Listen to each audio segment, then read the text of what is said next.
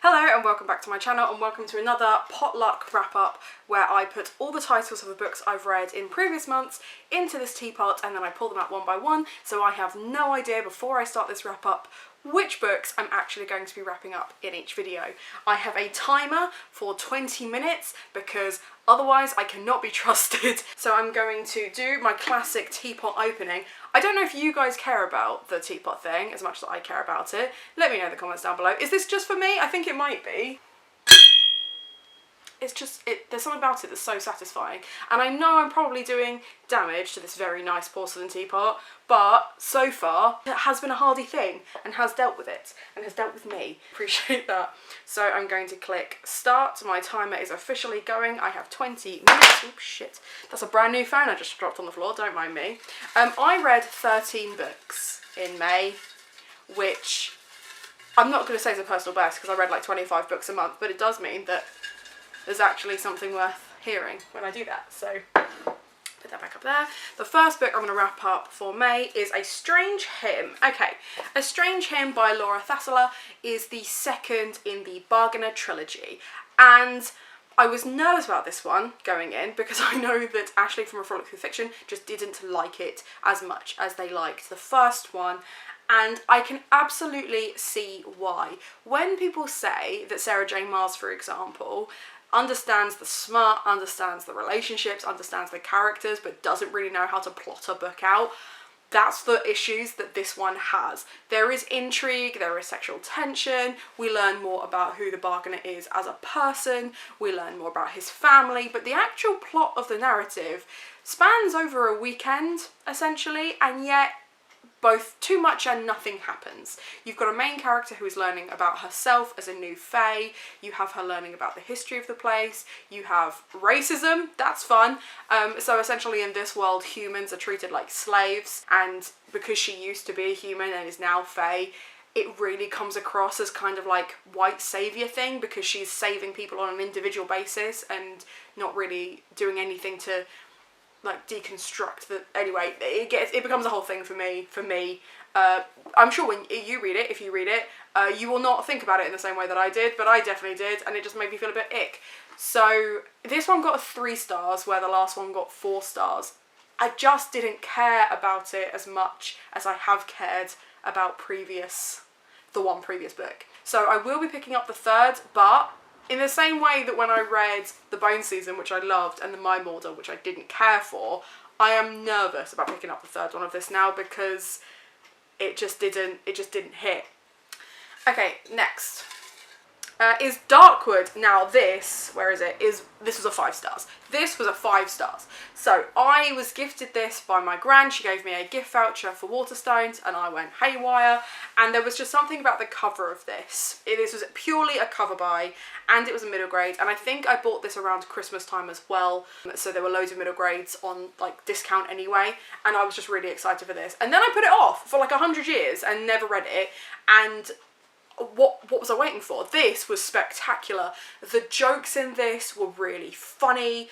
The writing style was spectacular. It is a middle grade, but it deals with grief and trauma and like hiding who you are, and like there's a whole bunch of like metaphors in there that are just really well done, but like the whole thing is just so special, so much fun. And I can tell you for nothing, there was times when like I was sat on the sofa reading this, giggling to myself, and Lizzie, my flatmate, was getting more and more frustrated because it would be, ha ha ha ha, let me explain you the joke. Ah ha ha ha, let me explain you the joke. Like every 5 seconds. I laughed at nearly every single page. The only pages I didn't laugh at were the ones where it was like genuinely serious. Let me actually tell you what it's about. This is a Grimm's fairy tale retelling where you have gingerbread houses and you have knights in shining armour and you have dwarves and you have Jack and the Beanstalk, but they are not the stories as you know them, and the huntsmen have basically been spreading propaganda about witches so that they can take over. And at this point there is a very small rebellion that then sparks an entire nation of change. And it's just fun. It's just a really, really good time. If you enjoy middle grades and you want something that is just genuinely very funny and a really cute read, would 10 out of 10 recommend this. It's just perfection. Like, it's just, I immediately bought the 2 sequels. Even though I'm kind of doing a book thing where I'm not supposed to be buying books, I bought sequels because I needed both of them, and I needed them now. Next. Only the Good Indians. So, as in my last wrap up, I wrapped up 2 of the 3 books that I read by Stephen Graham Jones. Only Good Indians I did as an audiobook on Audible, and it was the 3rd and final book by Stephen Graham Jones that I read. I really, really enjoyed it. I didn't enjoy it as much as I enjoyed My Heart as a Chainsaw, and I do explain why in the vlog, but you only get access to the vlog if you're in my Discord. Make sure you click that link below so that you can get access to those vlogs, because that one was really interesting, and there is a lot of good things to say about Stephen Graham Jones writing, so definitely go check that out. Okay, next. I'm trying to take my time because I don't feel as frantic as I did last month, and I have a lot more books to choose from. So next is Medusa by Jessie Burton. This book was one of the first books that I picked up for Becca's Bookoplathon, and this was for both prompts of the first roll, which was a book under 300 pages and a book including gods or religion, and this was just so painful to read, and not in like it was bad to read, but just because it deals with sexual assault and the trauma afterwards, slut shaming, victim blaming and things like that. Those are all really painful topics for me to read about. I am triggered by all of those things, so it's one of those things that, like, I don't mean painful as in like my usual term for painful, where I didn't want to read this. I actually really enjoyed reading this, but it was a weird way to start a readathon. This artwork in this is absolutely stunning, and Jessie Burton's very lyrical style nearly lost me at the beginning, but I can see why she was trying to do that. It felt like she was trying to emulate the mythos of old. If you don't know the story of Medusa, where have you been living? Under a rock? Try this out. It's a good time. Basically, this is about a young girl who is sexually assaulted by a god and then is given a punishment by another god, and it's like a whole thing. But basically in this rendition there are slight differences that are far more empowering, but I have seen some people get annoyed because it's not necessarily true to the original myth. I mean, I think that's irony, but anyway, but I really liked this. I thought it brought a lot to the narrative that was fresh and modern and definitely needed post Me Too movement, and I really, really enjoyed this, and I will definitely be keeping this for my Greek shelf because I think it's stunning too. And I'm just going to take a moment. Beautiful seagulls on the inside, and then a beautiful Medusa and postscript on the back. So I'm going to leave it like that behind me because I think it is worth looking at whilst I continue talking. And also it now looks like she's judging me, which she should judge me. I'm deserving of that. Right, next. 4 Aunties and a Wedding. This is another one that I did as an audiobook and is the sequel to Dial A for Aunties. This is about a girl called Medi who has 4 aunties who have basically raised her since she was a kid, and in the previous book we discover that her family has a curse. All of the men in their family abandon the women, and it's kind of sad because Medi found the boy that she loved and she was going to love forever, but she had to let him go because he was going to abandon her or die, because the men that tend to marry into that family either die or leave. So she doesn't want that to happen to him, so she leaves him before he can leave her or die. However, skip ahead 5 years, she's hosting a wedding because she's a wedding photographer and her family also work in weddings at the hotel that he works at, which would be absolutely fine. This would be a meet cute. He already wants to know more about her and wants to get back to know her and all this sort of stuff. However, the night before she accidentally killed her date. So it gets a bit wild after that. You can probably guess from the fact that it's called 4 Aunties and a Wedding that there's a wedding involved, and that's... I feel bad summarising it knowing that I really want people to read it and it will get into spoiler territory. It's really good fun. Okay, next. Take a Hint, Dani Brown. Now this is another one that I read for Bookoplathon. This was for the, colouring the title prompts. I had started this, I was maybe like 12 pages into this when I started it for Bookoplathon, but I'm sure Becca will forgive me. This is the sequel to Get a Life, Chloe Brown, and this had so much potential to be my favourite Brown sister book because I love books set at university. I love rugby players.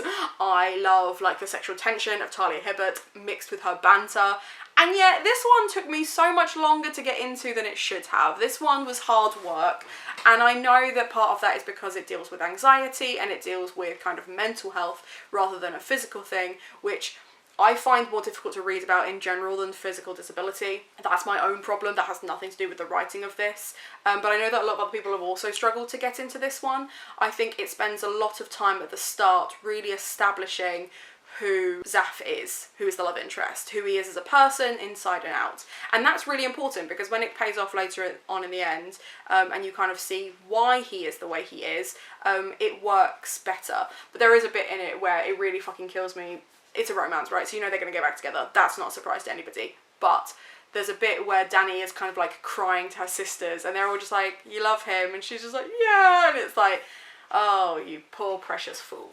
So it was a really good time. I'm excited to pick up Eve Brown because I've been told that is even better than Chloe. And yeah, I really enjoyed it, but it just wasn't. Again, same with this sequel. It suffered a little bit with sequelitis. That's all. Okay, next. I'm running out of space for my teapot. Is the Cunning Man. Did I put... oh, it is here. This was shit. This was a ghost story that couldn't decide what it wanted to be. It spent way too long trying to set up the trauma of this character and then didn't. So essentially the Cunning Man is about a young girl and her two brothers who go and stay at a beach somewhere with their mum, and she's terrified of the sea. She has routinely got nightmares of tsunamis. Her mum is well aware that she has these nightmares and still thought it would be a good idea to go on holiday right next to a cove which is known for destroying ships. So that was really fun. There's a boy that she's kind of like angry at, but then it turns out he's angry but sexy. And I just didn't believe that either. And it was a real shame because I really like Celia Reese's historical fiction. I've read Survey, Witch Child, and I've got Pirates to read and really loved what I've read of those. But this was just shit. I was really disappointed, and I think maybe because I was really spoiled with Evelyn Jones. Like, Evelyn Jones by Phil Hicks is really good, and this felt like they were trying to age it up but didn't really know how, and it was just a bit, yeah, it was just a bit shit. But it's fine because it's a TBR vet, which means I now get to put another book back on my TBR, so it's fine. Next we have the Monsters of Rookhaven. This was actually a pleasant surprise. This is a gothic middle grade, full of monsters, and full of the metaphor of grief.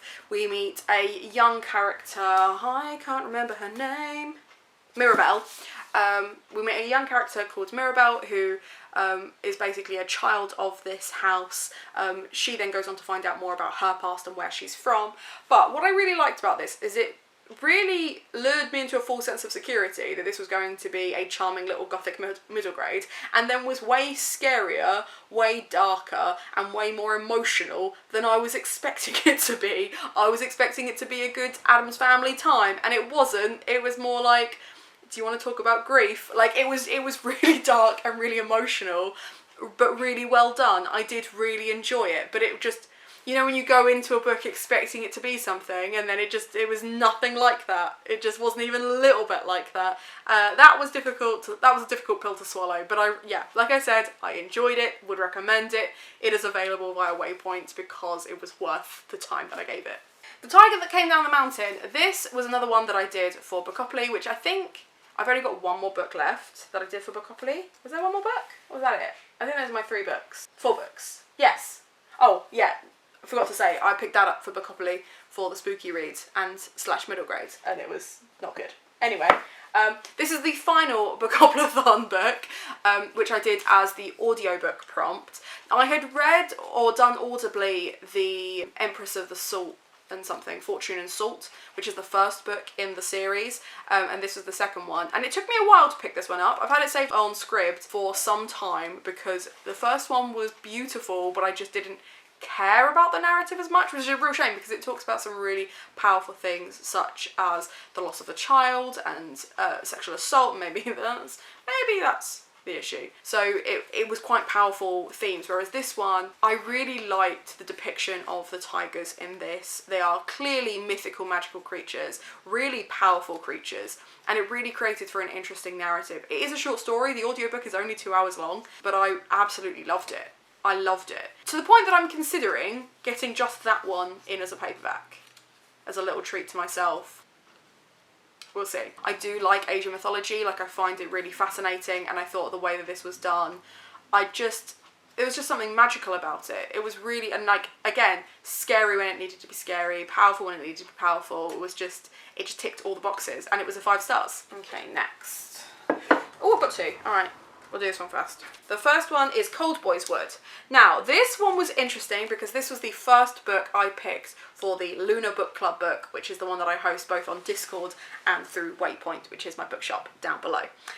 This was picked because my Discord group get to choose which genre or prompt they want to go with, and then I pick a book that no one else seems to be talking about that'll be slightly different and out of our comfort zone.